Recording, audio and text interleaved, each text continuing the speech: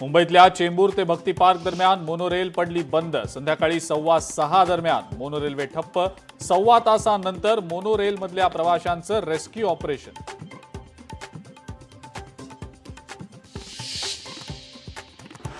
पावसामुळे राज्यातल्या 12 ते 14 लाख एकरवरच्या पिकांचं नुकसानाचे पंचनामे करण्याचे जिल्हाधिकाऱ्यांना आदेश। मुख्यमंत्री देवेंद्र फडणवीसांची माहिती।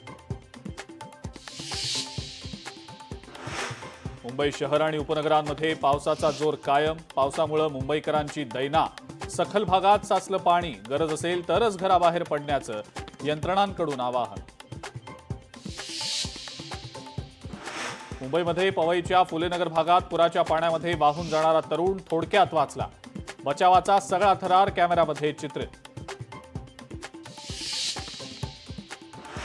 राज्यात पावसामुळे 12 जणांचा मृत्यू। नांदेडमध्ये पूरस्थितीमुळे 9 जणांचा मृत्यू। मुंबईत एकाचा तर इतर भागात 2घांचा मृत्यू।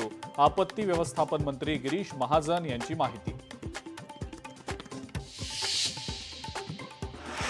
जोरदार पावसामुळे ठप्प पडलेली मध्य रेल्वेची सेवा आता पूर्ववत। सीएसएमटी ते ठाणे लोकल झाल्या सुरू। लवकरच बाकीची लोकल सेवा सुद्धा सुरळीत सुरू होणार।